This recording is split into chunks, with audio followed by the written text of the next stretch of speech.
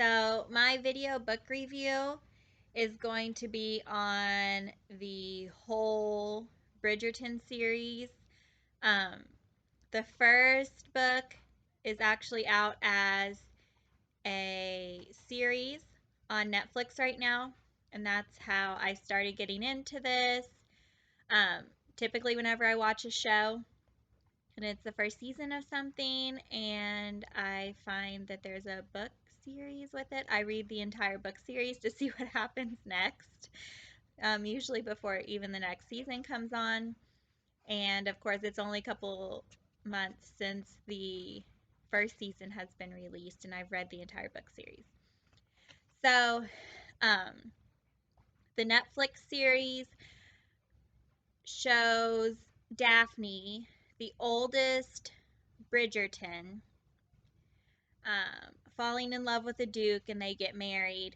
Throughout all of this, there is a character named Lady Whistledown who has to record all of the Ton's um, good and bad information and puts it in a pamphlet and sends it out every few days. And a lot of people um, have had good stuff said about them, and she's also said some very mean things about people. So it's been kind of something people have had theories about. Who could this be? And also, um, they wouldn't want it getting out who it actually was because they could be in a lot of trouble for the things that she said. And at the end of the Netflix series, you see that it is Penelope Featherington who could possibly be delivering these papers. And she is basically a wallflower. This is her first season in society, and nobody would suspect it was her. But she's very intelligent. But nobody gives her a chance to find out that she is intelligent. So I had to read the rest of the books to see if it was in fact her. So the second book actually goes off the oldest Bridgerton child, Anthony. And all of the Bridgertons are extremely wealthy and good looking, and there's never anything bad said about them from Lady Whistledown. So it kind of follows this family through all of the books. And Anthony falls in love with Kate, and the whole book kind of winds up being this weird thing. Um, they like to play croquet. Basically, it's called Pall Mall in this time period, I guess, but it seems like it's croquet from the description. And they're kind of vicious when they play it. And so she fits right in with the family because she is equally as vicious about it. And they fall in love and get married.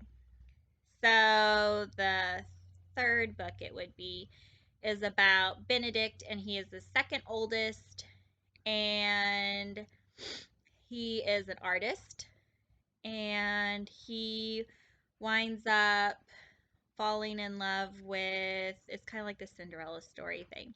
She is an illegitimate child, and um, she was taken in by her father, but her stepmother was wicked, basically.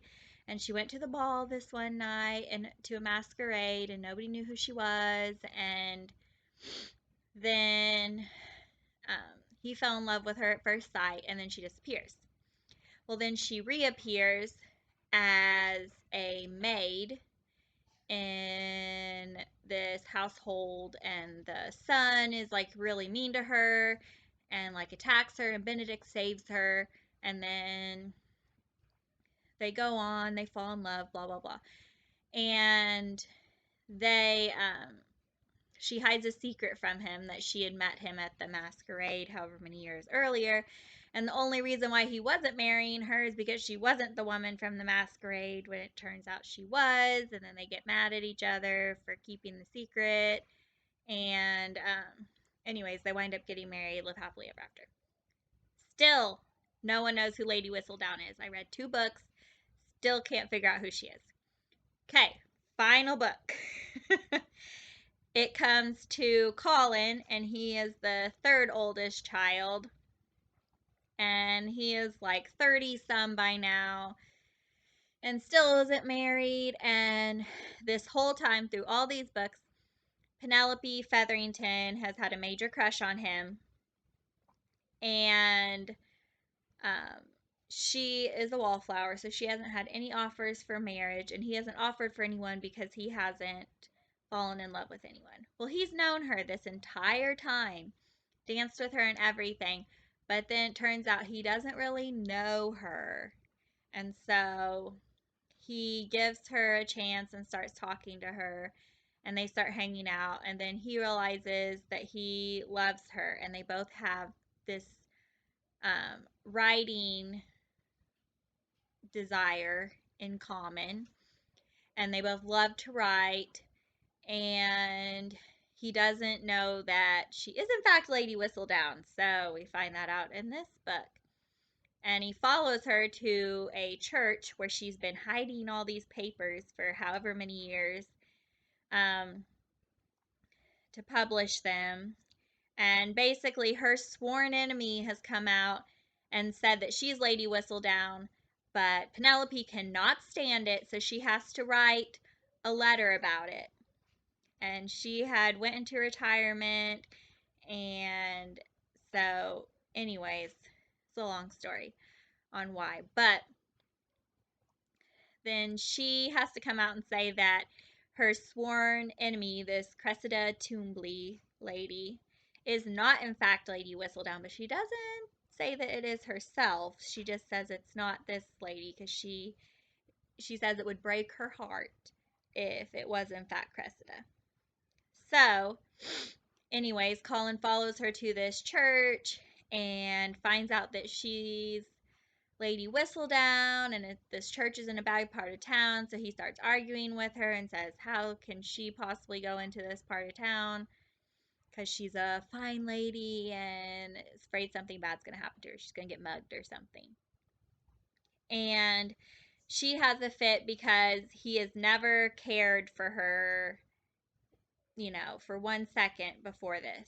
He's never cared to see about her safety or anything like that. So they fight for a while. They end up falling in love, blah, blah, blah. They get married. Well, then it comes out that Cressida finds out that she is, in fact, Lady Whistledown. And because of the mean things that Lady Whistledown has said about her over the years, she is going to come out and tell everyone that it's Penelope Featherington. And then all of society is going to hate her because of everything she said over the years. Well, then she just breaks down and everything. Colin breaks down. And they wind up at this ball, Daphne's ball, which is the oldest one, the one in the first book, the one in the series on Netflix. They decide to come out and tell everyone that it was, in fact, Penelope and have all of the Bridgertons stand behind her because then she won't be shunned by society if that happens.